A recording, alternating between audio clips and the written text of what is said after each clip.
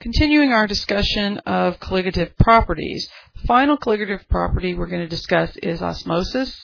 You're probably familiar with this from biology, but basically in osmosis you have two solutions separated by a semi-permeable membrane, and the solvent will flow from the more dilute solution through the membrane into the more concentrated solution until the concentrations are equal on both sides of the membrane.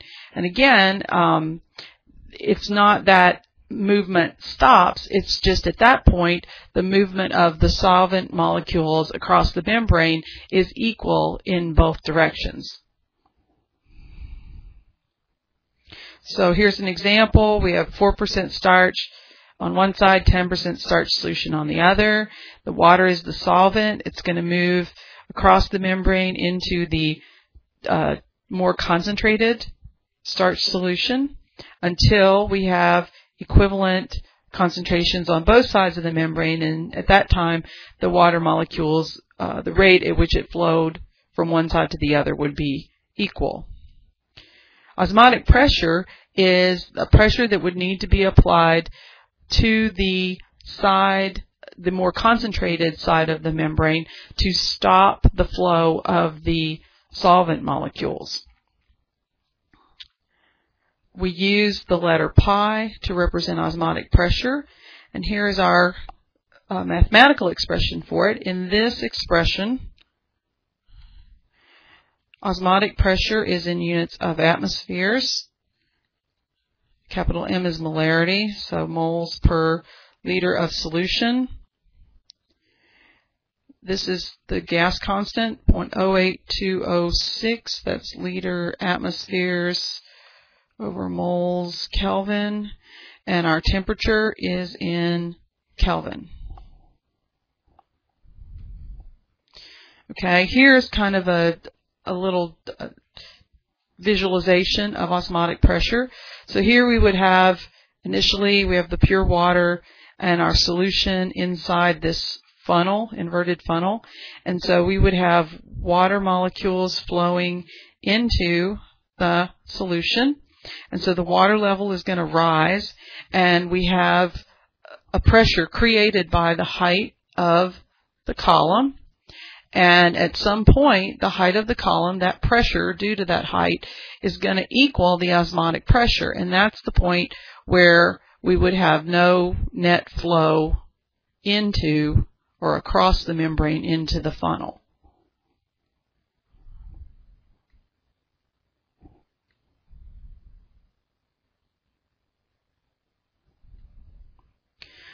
Okay, here is another example of it.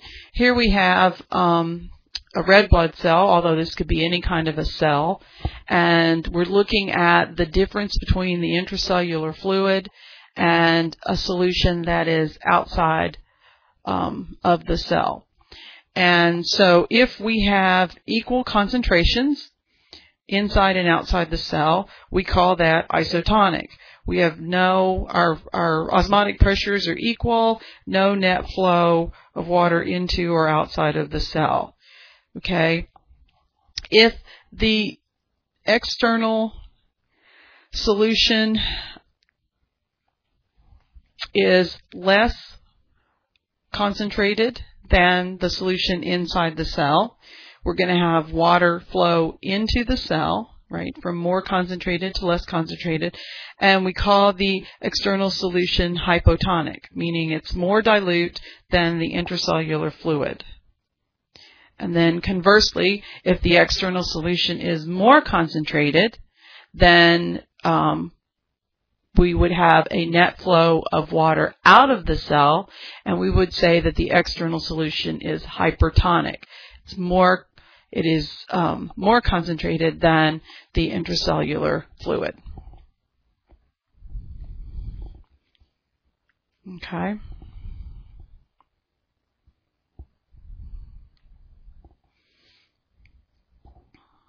Okay, another term that you may be familiar with is reverse osmosis. One of the ways that we see this in use is in countries where they don't have much fresh water, but they do have lots of seawater. They use reverse osmosis to basically purify the water, to get the salts out of the water. And so basically what they do is they have, and here again is our little real simplified instruction or description here, but say this would be our seawater here in our inverted funnel, and we would apply a pressure to this column of water that is greater than the osmotic pressure. And what that's going to do is it's going to cause the water, the solvent, to flow through the membrane in the opposite direction. And so essentially we would end up with our salt over on this side of the membrane and our pure water on the other side of the membrane. As you can imagine, this is a very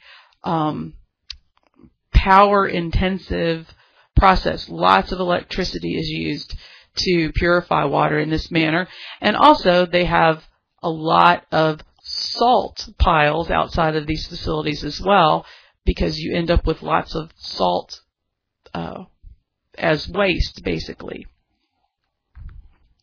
Okay, so let's look at some quantitative problems with osmotic pressure. So here we have an aqueous compound that has a high formula weight. So we prepare it in, we know our concentration is 2 grams per liter. So we have 2 grams of our unknown per 1 liter of solution. And it's at a temperature of 298 K, and we got osmotic pressure of 0.028 kilopascals. And so that's equal to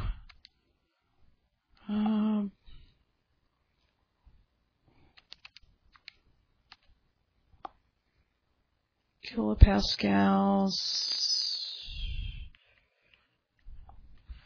and there's 101.325 kilopascals in 1 atmosphere.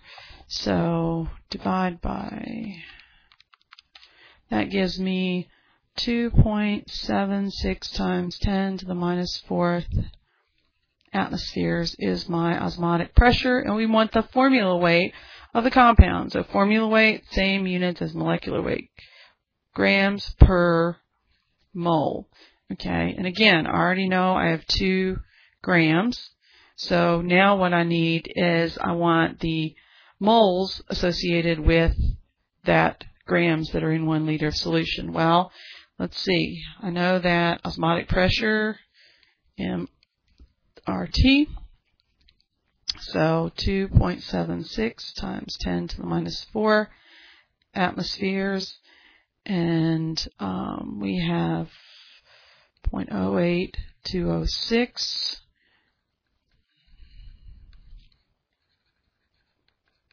And a temperature of 298.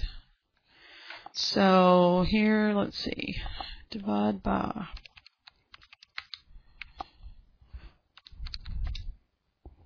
and I'm getting a molarity of 1.13 times 10 to the minus 5 moles per liter of solution. Well, in this case, I had a liter of solution, so this is my number of moles. So I put it up here. And that gives me a formula weight of